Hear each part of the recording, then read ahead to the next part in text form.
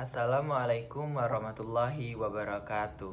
Baiklah, pada kesempatan kali ini saya akan memaparkan proyek metode morfologi tumbuhan tahun 2025 dengan spesies tumbuhan Citrus aurantifolia yang biasa dikenal dengan jeruk nipis yang tergolong dalam famili Rutaceae.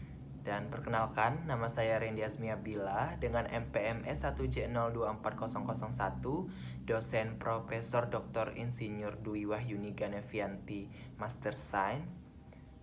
Saya dari program studi Agroekoteknologi, Fakultas Pertanian, Universitas Bengkulu. Yang pertama yaitu morfologi daun. Daun jeruk nipis termasuk ke dalam daun tidak lengkap karena bagian daunnya hanya memiliki dua bagian umum saja, yaitu petiolus dan lamina, yang dimana disebut dengan tangkai daun dan helaian daun. Maka dari itu, daun jeruk nipis termasuk ke daun tidak lengkap. Pada umumnya, daun jeruk nipis memiliki bentuk daun elips atau jorong dengan ujung daun tumpul, pangkal daun yang membulat, tulang daun menyirip, tepi daun yang beringgit, daging daun tipis dan pipih dengan permukaan yang mengkilap, warna daun hijau dan permukaan daun licin yang disebut dengan leaves. Daun jeruk nipis termasuk ke dalam daun majemuk. Terlihat pada daunnya bahwa daun jeruk nipis termasuk ke daun majemuk menyirip beranak satu atau disebut dengan uniofoliolatus. Baik, selanjutnya yaitu morfologi bunga. Bunga jeruk nipis termasuk ke dalam bunga lengkap karena pada bunga jeruk nipis memiliki semua bagian-bagian bunga, mulai dari sepal, petal, stamen, serta pistil. Bunga pada tanaman jeruk nipis juga tergolong ke dalam bunga sempurna karena pada bunganya memiliki organ, stamen, dan pistilum, yang artinya memiliki organ reproduksi jantan dan organ reproduksi betina. Bunga jeruk nipis merupakan bunga majemuk yang susunannya berupa malai dengan tumbuhan berumah satu monoikus dengan simetri bunga radial atau simetri berputar, bentuk kelopak seperti bintang rotatus, begitu juga dengan mahkota berbentuk bintang. Nah, proses penyerbukan pada bunga ini sendiri itu termasuk ke dalam penyerbukan sendiri atau disebut dengan autogami dengan perentaraan penyerbukannya melalui perantara serangga. Selanjutnya, morfologi buah. Pada tanaman jeruk nipis, buah jeruk nipis termasuk ke dalam buah sejati karena buah jeruk terbentuk dari bakal buah dan merupakan buah telanjang.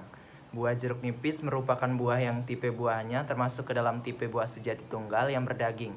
Hal ini dikarenakan buah jeruk merupakan buah yang terbentuk dari satu bunga dengan satu bakal buah saja dan pada dinding daging buahnya menjadi tebal berdaging, di mana daging buah ini seringkali dapat terlihat dengan jelas dan dapat dibedakan menjadi tiga lapisan, yaitu ekokarpium, mesokarpium, dan endokarpium. Selanjutnya yaitu morfologi biji.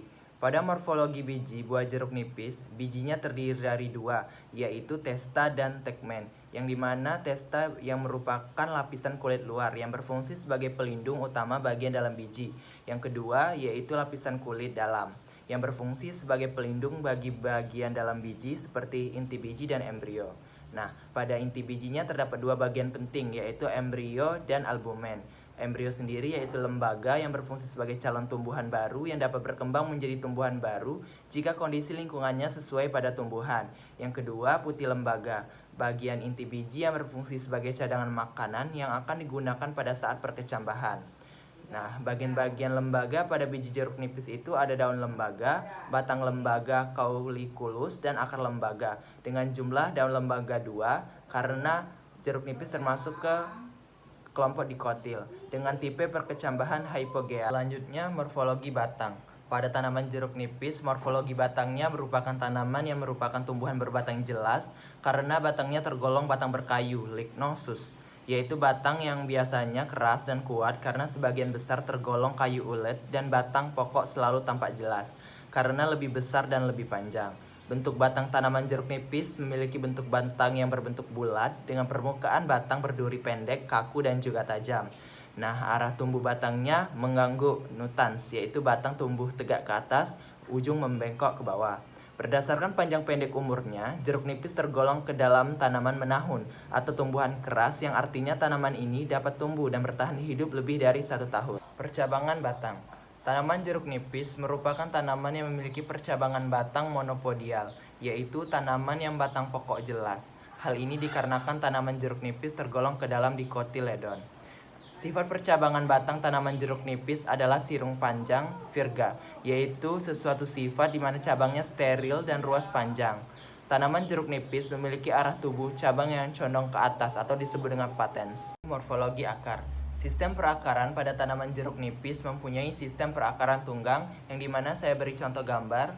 Pada akar tanaman ini, bagian lembaga tumbuh terus menjadi akar pokok yang bercabang-cabang menjadi akar-akar kecil. Akarnya juga memiliki cabang dan serabutan akar. Sifat akar yang dimiliki tanaman jeruk nipis yaitu yang pertama merupakan bagian dari tanaman yang terdapat di dalam tanah dengan arah tumbuh ke pusat bumi yang disebut dengan geotrop. Yang kedua, pada ujung akar mengalami pertumbuhan secara terus-menerus, tetapi pertumbuhannya masih kalah jika dibandingkan dengan pertumbuhan batangnya. Selanjutnya, morfologi organa metamorfa dan aksesoria.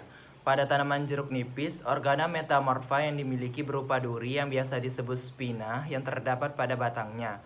Duri adalah tonjolan pada permukaan epidermis batang yang terbentuk dari jaringan stele di bawah korteks.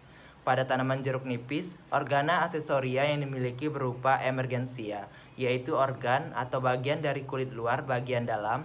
Organ ini berupa duri tempel. Baik, yang terakhir yaitu manfaat dan kegunaan. A. Manfaat dan kegunaan akar jeruk nipis. Menyerap air dan nutrisi dari tanah untuk mendukung pertumbuhan tanaman, menstabilkan tanah dan mencegah erosi pada area tempat tumbuhnya. Dapat digunakan dalam penelitian sebagai sumber senyawa bioaktif tertentu yang berperan dalam kesehatan tanah dan mikroorganisme. Yang B. Manfaat dan kegunaan batang jeruk nipis. Sebagai tempat melekatnya daun, bunga, dan buah serta jalur transportasi air dan nutrisi. Kulit batangnya mengandung senyawa flavonoid dan minyak atsiri yang memiliki potensi sebagai antimikroba. Dapat digunakan sebagai bahan bakar alternatif dalam bentuk kayu bakar atau arang. C. Manfaat dan kegunaan daun jeruk nipis. Digunakan sebagai bahan rempah dan obat herbal karena mengandung senyawa flavonoid dan minyak atsiri, menghasilkan oksigen dan menyerap karbon dioksida dalam proses fotosintesis.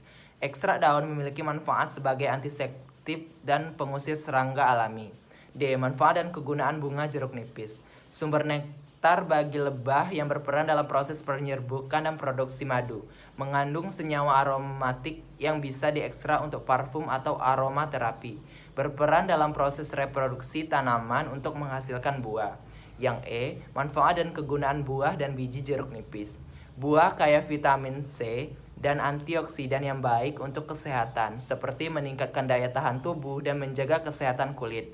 Air perasan jeruk nipis digunakan dalam industri kuliner, kosmetik, dan obat-obatan. Biji dapat digunakan sebagai bibit untuk perbanyakan tanaman jeruk nipis melalui perkecambahan. Lalu yang terakhir yaitu F, manfaat dan kegunaan organ metamorfosa dan aksesoria jeruk nipis. Duri yaitu organ metamorfosa yang berfungsi sebagai perlindungan alami dari herbivora dan mengurangi penguapan air pada kondisi kering. Kelenjar minyak aksesoria menghasilkan minyak atsiri yang memberikan aroma khas serta berfungsi sebagai mekanisme pertahanan terhadap hama dan patogen. Baik, kita telah sampai di penutup. Mungkin itu saja yang bisa dapat saya paparkan. Mohon maaf jika ada kesalahan. Dan saya akhiri, wabillahi taufiq wal hidayah. Wassalamualaikum warahmatullahi wabarakatuh.